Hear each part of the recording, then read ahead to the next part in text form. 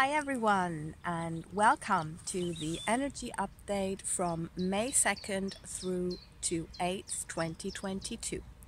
My name is Heike. I am an energy intuitive and I would love to share what my guides told us for next week. So the first topic is, and yeah, I can hear you moaning like myself, heavy energies. So yeah, talking about intense, I think, is there another word?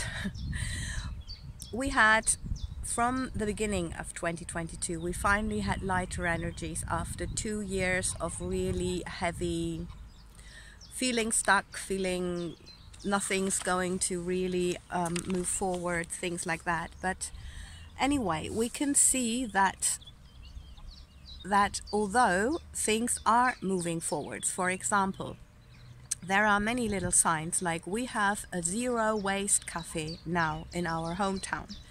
I think that's incredible. And if we see all these changes, for example, in the fashion industry, in, well, anything really, it's just everything's becoming more conscious. And yeah, as we know, that's very important. That's the direction we're heading towards. And of course, these heavy energies, that's all about transformation and change, because that's what's necessary now. And it's, of course, what we're in with these eclipse energies. So there's a lot of transformation, and a lot of change. And the interesting thing with this is, oh wow, the goose are really active. Oh, and they are water skiing. Sorry. Okay, I'm sorry I could not film that for you. That's so interesting when they land on the lake and they just, yeah. Okay, so the master said, look where you have secretly been hoping for things to go back to how they were before. Is there an area where you hoped maybe there would not be a change, and where you avoided to think, and of course also to act upon, although you know better, and it means that you need to change, because every change comes from you changing. So it's about being honest with ourselves, really, and to understand that yes, the world is changing, and so is our world, but it can only be changed if we change, and then it can be changed consciously because it's created. And yeah, then you create and you direct the change also in parts. Or do you not want to do that, and then you will suffer. So it's really about that decision and about being honest with yourself. The other topic I got is slowing down as essential self-care tool. So this is all about the eclipse energy we're in. From May 30th, when we had this partial solar eclipse, and of course a little bit before, because it always had a great impact, until the eclipse's energy lasts up to 6 months afterwards, I heard, or I learned.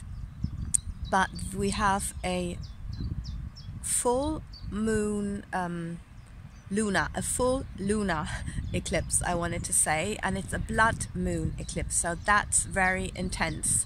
Mid-May. We'll be talking about those energies, of course, later on. But this means we're really in a time of intense transformation and rapid evolution also, because this is what eclipses do. It's like a leap of evolution. It's like a shift in consciousness that it can mean. So, well, I cannot say be prepared for that, because I know we can't prepare, and sometimes it can come quite abruptly. But This is what we're in, and this is why we really need to look after ourselves, because this could be also a turning point, and I mean that in a good way, a turning point in your life.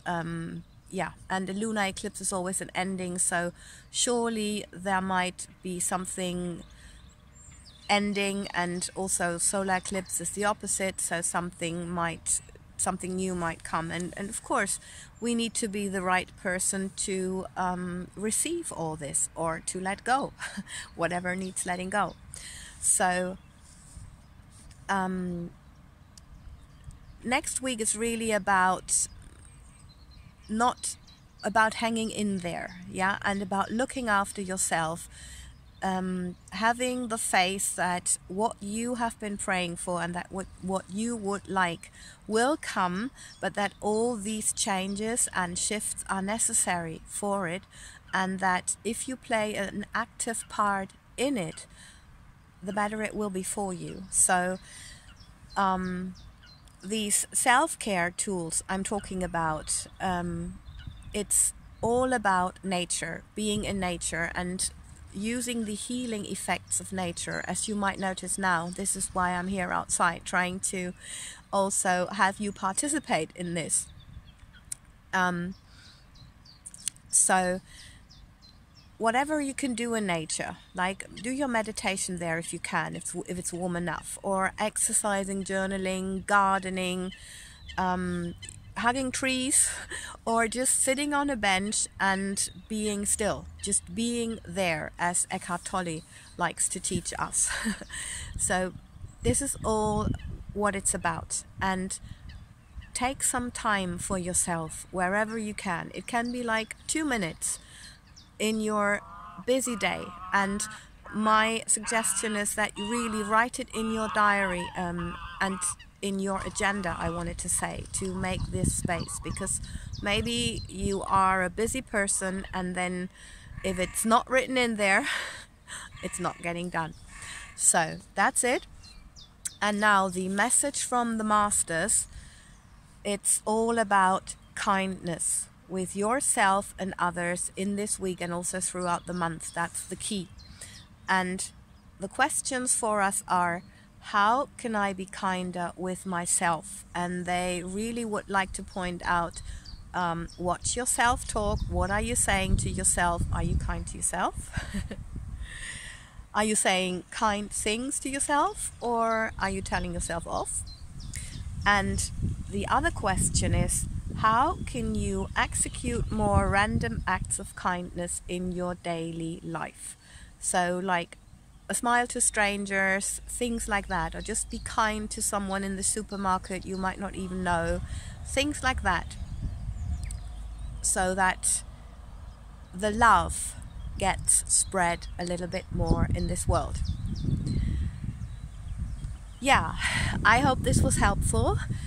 Thank you very much for your time and your attention, and of course thank you for helping me by subscribing, liking, sharing, commenting, to grow this community of happy, healthy people who like to renew this planet with more love, compassion, health, wealth, peace and freedom.